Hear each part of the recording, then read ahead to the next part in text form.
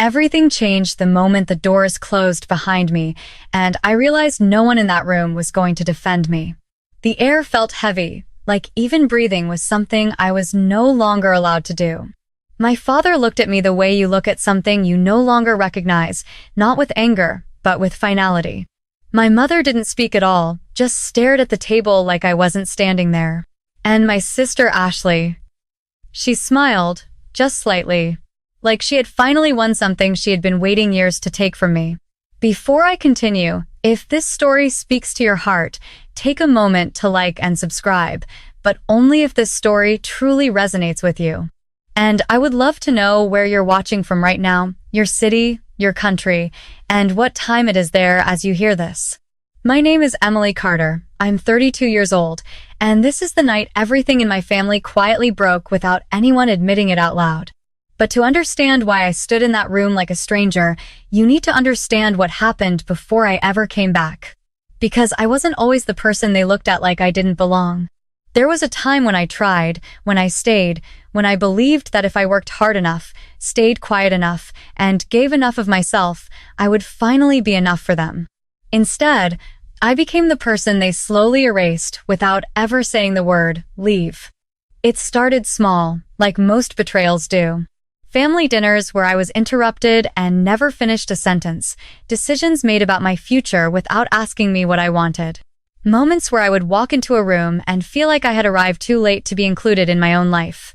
My father, Robert Carter, had a way of speaking that made disagreement feel like disrespect. My mother, Linda, had a way of staying silent that felt like agreement. And my sister, Ashley, she never needed to raise her voice at all. She just existed more easily in their world than I ever did. I remember one night clearly, sitting at the dining table in our home in Ohio, watching them laugh about a trip they were planning. A trip I only found out about because I overheard it. When I asked why I wasn't included, the room didn't even go quiet. My father just said, without looking up, "You're busy with your own life, Emily. Don't complicate things." And just like that, I learned I was already optional. Still, I stayed. I stayed for years longer than I should have, convincing myself that family meant endurance, that silence meant strength, that if I just kept going, something would eventually change. But what I didn't know then was that every moment I stayed, I was being rewritten in their story as someone less important, someone easier to ignore, someone they could eventually remove without consequence. The breaking point didn't come with shouting. It came with a single decision made without me in the room. I found out I was being excluded from something that affected my entire future, something tied to the family in a way I was never told about. When I asked for answers, I didn't get truth, I got silence. And then I got a sentence I will never forget. "This doesn't concern you anymore." That was the moment I stopped arguing. I didn't cry, I didn't plead, I just went quiet, because something inside me understood that I had already been pushed out long before anyone had the courage to say it out loud. A few days later, I packed what I needed into a single suitcase and left without announcing it, without a fight, without looking back. No one stopped me, no one called after me. And that silence was louder than anything they had ever said. Years passed after that, years I never shared with them. Years where I rebuilt myself in places they would never think to look. Years where my name stopped, meaning daughter, in their world and started meaning something else entirely in mine. And then came the call that changed everything again, the one that pulled me back into a room I thought I had already left forever. I didn't go back to argue. I went back because I was asked to. Or, at least, that's what they thought. What they didn't know was that I wasn't the same person who left. And what I carried with me into that room was something they had never once considered, something they were never prepared to see. But the real reason I disappeared all those years ago, and what actually happened the night I left this family behind, is something none of them have ever discovered, not even now. The life I built after leaving that house did not begin with freedom. It began with silence so deep it felt unfamiliar. I learned very quickly that silence can be heavier than words when no one is there to explain where you belong anymore. But before that silence, there was a childhood I never fully understood while I was living inside it. Back then, I did not have the language for what was happening. I only had patterns, repeated so often they started to feel normal. My name is Emily Carter, and growing up in that house meant learning early that attention was not distributed equally, it was earned, and somehow I never seemed to qualify. My sister Ashley had a way of existing that made rooms adjust for her without effort. If she walked in late to dinner, no one asked why. If she forgot something important, someone else fixed it. If she spoke, she was listened to. If I spoke, I was often answered with "not now" or "you will understand later." I remember one specific afternoon when I was around 12 years old. I had brought home a school award for a writing assignment, something I had worked on for weeks. I placed it on the kitchen counter next to Ashley's schedule for her dance recital that same week. My father glanced at both papers, picked up hers first, and said, "We will make sure we are all there for Ashley." He never asked what mine was. I remember standing there waiting for him to look back, but he never did. My mother, Linda, had a quiet way of reinforcing everything without saying much. When Ashley needed new clothes for an event, my mother would say it was important. When I needed the same, she would say we would see later. Later never arrived for me in the same way it did for Ashley. Even holidays followed a pattern I could predict. Christmas morning always started with Ashley opening the larger, more thoughtful gifts, while mine were practical items wrapped quickly and handed to me after everything else was already done. Once, I received a plain notebook while Ashley got a new laptop. My father said it made sense because she needed it for school projects. I needed to be responsible, he said, as if responsibility was something assigned rather than shared. There were moments I tried to question it, small ones at first. I once asked why decisions about family trips were made without asking me if I could go. My father did not raise his voice. He simply said, "Emily, you are not being excluded, you are just not the priority right now." That sentence stayed with me longer than I expected. Not the words themselves, but the ease with which they were said, like it was obvious, like it was normal, like I should have already known. As I got older, I began noticing something else. It was not just that I was treated differently. It was that I was slowly being placed outside of conversations that shaped my own life. College discussions focused on Ashley's options, her opportunities, her future connections. When I brought up my own plans, they were met with nods but never follow-up questions. I learned to stop speaking in moments where no one was really listening. I learned to finish sentences in my head instead of saying them out loud. The house itself felt like it had two rhythms. One for Ashley, fast and bright and full of attention, and one for me, quieter, slower, always slightly behind. Even photographs reflected it. Ashley stood at the center, always framed perfectly. I was usually on the edge, half-turned, sometimes looking away without noticing I had been placed there. I did not realize how deeply that positioning affected me until much later, because when you live inside a pattern long enough, you stop recognizing it as abnormal. You start adjusting yourself to fit it. But patterns have weight, and eventually weight accumulates. It changes how you move through rooms, how you interpret silence, how you understand your own value. I remember the first time I felt something shift, though I could not name it at the time. It was during a family dinner where Ashley announced something she wanted, and within minutes, plans were made around it. I had mentioned something similar weeks earlier, and it had been dismissed as unrealistic. That night, I went to my room and sat on the floor for a long time without turning on the lights. I did not cry, I just noticed. That was the beginning of noticing. After that, I started paying attention to details I had ignored for years. The way conversations paused differently depending on who was speaking. The way my name was often used as a reference point for inconvenience. The way decisions always seemed to finalize without me being part of the process. Something inside me began to separate quietly from the environment I had always called home. Not in anger, not yet, but in awareness. And awareness, once it begins, does not stay still. It moves. It grows. It starts to change how you see everything you thought was normal. I did not know it then.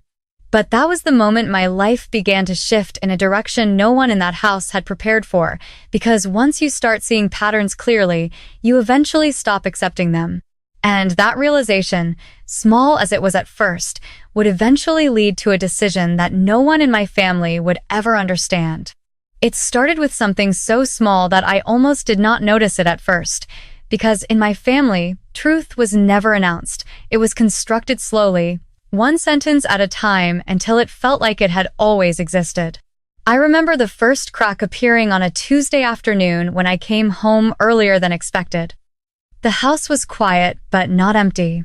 I heard my father's voice in the kitchen, steady and deliberate, the kind of tone he used when something important was being decided without needing input from anyone else. My name is Emily Carter, and that was the day I realized I was no longer just being ignored. I was being rewritten. I paused in the hallway when I heard my name. Not in a conversation directed at me, but as part of something being described to someone else. My father was speaking to my mother, and what he said did not match anything I had experienced. He said I had refused to take responsibility for a family obligation. He said I had chosen distance over loyalty. He said I had become unreliable. I stood still, listening, because none of those words were true, but the way my mother responded made something inside me tighten. She did not question him. She simply sighed and said she hoped I would come back around. That phrase did not belong to truth. It belonged to agreement. Later that same day, I found a message on my mother's phone while helping her set it up after a system update. I did not mean to look, but the screen was already open. It was a text exchange between her and Ashley. One line stood out immediately. Ashley had written, "It is easier if we all agree she has been distant for a while. It avoids confusion later." My mother replied, "Yes, that makes sense. We just need consistency." The word consistency echoed in my mind longer than it should have. Because I understood suddenly that reality in my family was not something discovered, it was something agreed upon. Over the next weeks, I began to notice how that agreement spread. At a family gathering, my uncle casually mentioned that I had moved away because I wanted independence. Another relative repeated it as fact. No one corrected it. I sat there listening to a version of my life being spoken aloud that I did not recognize, but also could not interrupt without sounding like I was the one confused. That is the thing about repetition. When a lie is said calmly enough, often enough, and by enough voices, it starts to lose the shape of a lie. It becomes easier for people to accept it than to question it. I tried once to confront Ashley directly. I asked her why she was telling people I had chosen distance from the family. She looked at me for a moment, then smiled in a way that did not reach her eyes and said, "I did not say anything untrue. You left." The simplicity of it made my chest feel tight, because she was not denying anything, she was reframing everything. Leaving became abandonment. Silence became guilt. Absence became evidence. The most damaging part was not the accusation itself, but how quickly it was absorbed by everyone else. My father stopped calling. My mother's messages became shorter, colder, more formal. When I tried to explain, I was met with variations of, "We thought you needed space." Space had become another word for exclusion. The breaking point came when I received an email from a legal office I had never contacted. The subject line referenced my name and a family matter I had no knowledge of. Inside was a document I was not expecting, mentioning decisions made with family consensus. My hands went still as I read it, because there was no explanation, only assumption. I called my mother immediately. She answered after several rings, her voice careful, as if she already knew what I was going to ask. I asked her why my name was attached to something I had never agreed to. There was a pause, then she said something that changed everything. She said, "Emily, we all discussed it. We thought it was the best way forward." We all. That word included me without ever having invited me in. When I pressed further, she added that Ashley had already explained everything on my behalf. That it had been agreed I would not be involved going forward. I remember lowering the phone slowly, not because I was angry, but because something inside me finally stopped trying to correct what could no longer be corrected. That night, I sat alone in my apartment staring at the email again and realized the truth was no longer being hidden from me, it was being replaced entirely. I had not just been left out of decisions, I had been removed from authorship of my own life inside my own family's narrative. And in that silence, as the system they built around me closed itself off completely, I understood something irreversible was happening, something that I could no longer undo by explanation alone, because by the time a lie becomes shared history, the truth is no longer enough to bring it back, and that was the moment everything I thought I knew about my place in that family finally collapsed. After that night, nothing in my life moved the same way again. It was not loud, it was not dramatic, it was simply a steady withdrawal, like a room slowly emptying while you are still standing inside it. My messages were left unanswered. My calls went to voicemail, then stopped being returned at all. Even emails, once polite and brief, turned into silence. I remember the first time I noticed I had been fully cut out of communication. I sent a message to my mother, asking a simple question about a document I was still legally attached to, and it remained unread for days. Then it was marked as delivered, but never opened. My name is Emily Carter, and that was the moment I understood that silence can be used as a tool, not just an absence. I tried again a few days later, this time calling my father directly. The phone rang longer than I expected before he answered. His voice was distant, controlled, as if he had already rehearsed what he would say. I asked him why no one was responding to me. There was a pause, and then he said, "Emily, everything is already being handled. You do not need to be involved anymore." That sentence should have ended there, but I asked him what he meant. He replied with something that stayed with me longer than anything else. "We thought this would be easier for everyone if you stepped away completely." Stepped away. As if I had chosen disappearance rather than been placed into it. After that call, I tried one more time with Ashley. I sent her a message asking her directly to explain what she had told the family. She did not reply for 2 days. When she finally did, it was not an explanation. It was a single line. I only said what was already obvious. I read that sentence over and over because it did not answer anything. It only confirmed that in her mind, my absence had already been accepted as truth. I began reaching out in smaller ways after that, not to confront, but to correct. I wrote a letter to my mother. I kept it simple, explaining the sequence of events from my perspective, attaching timestamps and copies of the email I had received. I mailed it to the house I grew up in. It was never acknowledged.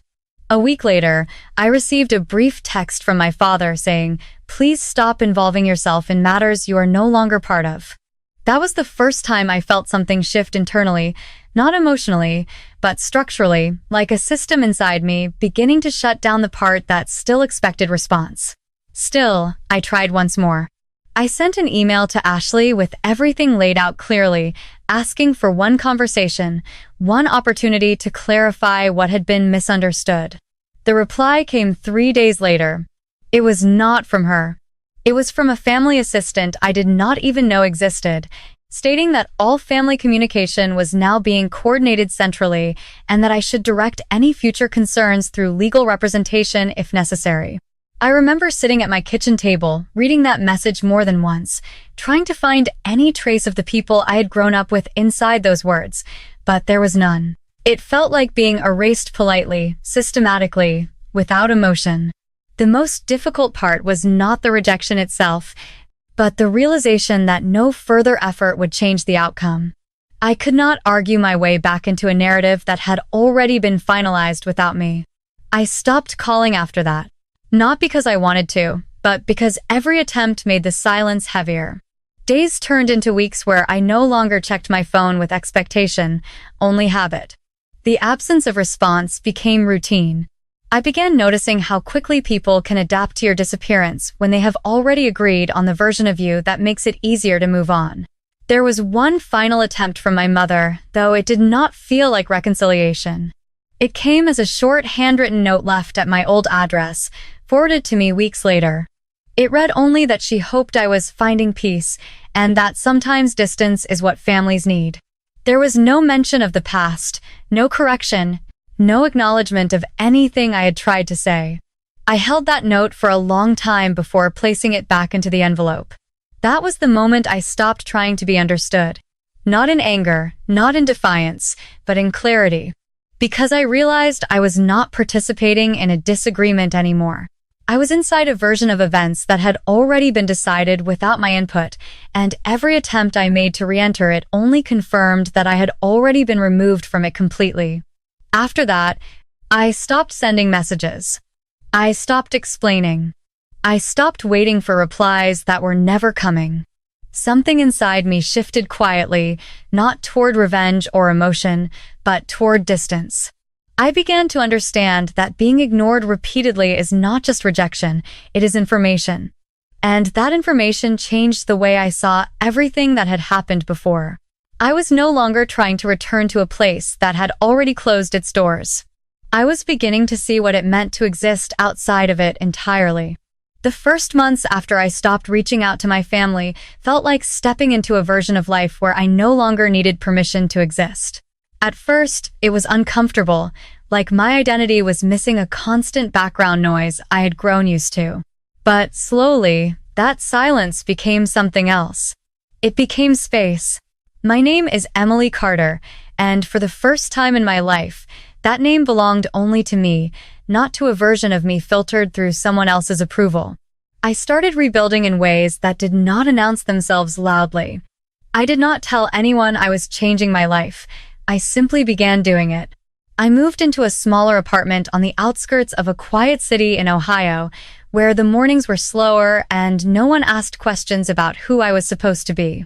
I took a position at a medical administration firm, not because it was glamorous, but because it was stable, and stability was something I had never been allowed to define for myself before. My desk had a simple nameplate that read, Emily Carter, Operations Coordinator. I remember staring at it on the first day longer than I should have, because seeing my name printed without explanation felt unfamiliar, almost unreal. No one there knew anything about my family, and I made sure it stayed that way. Over time, I noticed how different life feels when no one is measuring you against someone else. I worked quietly, consistently, without needing recognition. I arrived early, left on time, and slowly built a reputation not through words but through reliability. There were no comparisons, no invisible rankings, no constant reminder that I was less important than someone else in the room. One afternoon, I was given access to manage a confidential client system that required precision and trust. My supervisor handed me a small identification badge, and for a moment, I just held it in my hand. It was a simple object, plastic and metal, but it carried something I had never been given in my own family: responsibility without judgment. I placed it around my neck and felt something shift internally, not dramatic, but steady. It was the first time I felt like I was being seen for what I could do rather than what I lacked. Outside of work, I built routines that had nothing to do with proving anything to anyone. I started running in the mornings, not for transformation, but for clarity. I learned how to enjoy small things without explaining them. Coffee at a corner cafe where no one knew my history. Evenings spent reading without interruption. Silence that belonged only to me, not silence imposed by others. There was a moment, months later, when I was organizing files late at work and overheard two colleagues discussing me in passing. One of them mentioned how calm I was under pressure, how I never seemed distracted by personal issues. I remember pausing for a second, not because I was surprised, but because I realized they were describing a version of me. I had never been allowed to be inside my own family. Not invisible, but composed. Not erased, but independent. The most symbolic change came quietly. At work, I was issued a permanent identification badge upgrade due to my role expansion. When I received it, I noticed my name was printed slightly differently than before, with my full designation beneath it. I stood there for a moment holding it, understanding that no one had edited my identity this time, no one had reduced it, no one had redefined it for their convenience. I clipped it onto my jacket and walked back to my desk without saying anything, but internally something had settled. I was no longer waiting for acknowledgement from a place that had already decided not to give it. I was building something that did not require their recognition to exist. Months turned into nearly 2 years, and without realizing it, I had become someone my past would not recognize. Not louder, not vengeful, just steady in a way I had never been before. I no longer checked for messages that would never come. I no longer replayed conversations that could not be changed. I simply moved forward. And yet, even as I built this life, there was always a quiet understanding that the past had not disappeared. It had only gone silent. That silence would eventually break, but not in the way I once expected. Because one evening, after finishing a late shift and stepping outside into the cold air, I received a notification that would pull everything I had rebuilt back toward the place I had left behind. And I knew without reading it that the story was not finished. It had only been waiting. The days after everything unfolded did not feel like victory. They felt like quiet air after a storm that no one else acknowledged had passed. My life in Ohio continued in its steady rhythm, work, routines, early mornings that no longer carried emotional weight I could not explain. I no longer checked for names that would not appear on my phone. I no longer rehearsed conversations that would never happen. Peace, I learned, is not loud. It is simply the absence of waiting for something that will never come. My name is Emily Carter, and for the first time, I was not measuring my life against a family that had already decided what I was. I was simply living it. The message that pulled me back did not arrive with drama or urgency. It was a formal notice, clean and minimal, requesting my presence for a final estate clarification related to family records. No emotional language, no personal tone. Just obligation disguised as procedure. I almost ignored it. But something in me understood that silence had already done its part, and now truth, whatever remained of it, was finally being forced into the same room.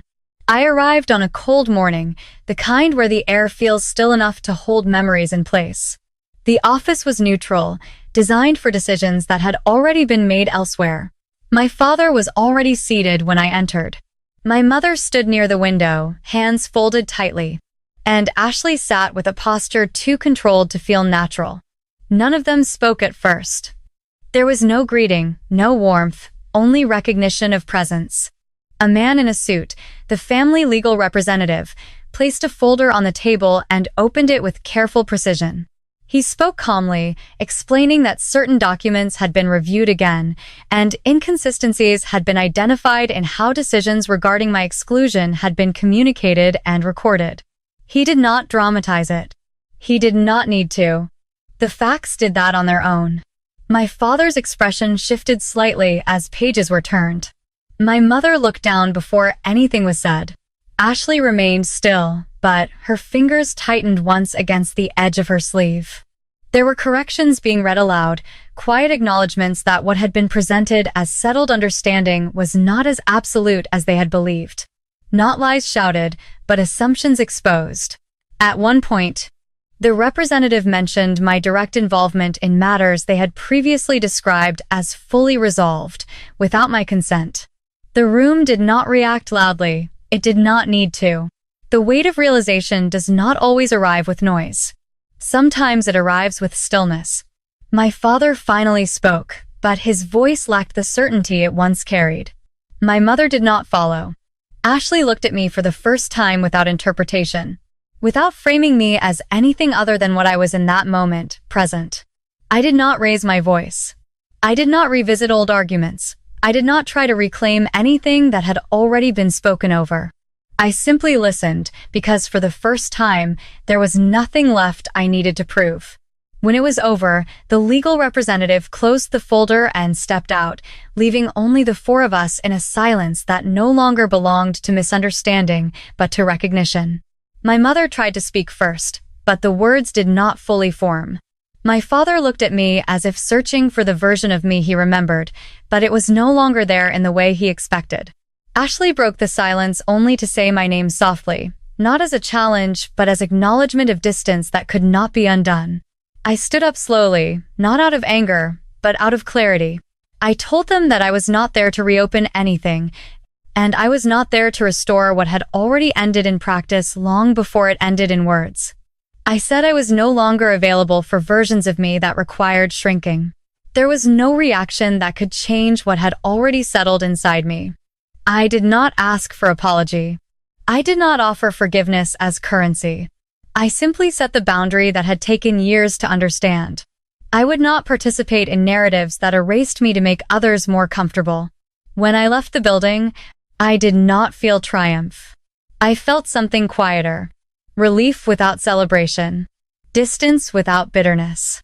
Outside, the air was cold but clear, and I stood there for a moment without moving, as if confirming that I was still allowed to exist outside of their perception of me.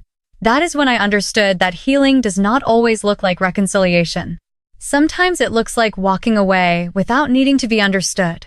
It looks like no longer waiting for people to recognize what they were never willing to see. I am Emily Carter, 32 years old, and the lesson I carry from everything that happened is simple.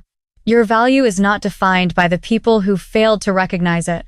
And to anyone listening who feels unseen or reduced by the people who were supposed to know you best, I want you to hear this without noise around it. You are not difficult for wanting respect. You are not wrong for needing clarity. And you are not lost just because someone else chose not to see you clearly. Sometimes the most powerful decision you can make is not to fight harder to be included, but to step fully into a place where you no longer need permission to exist.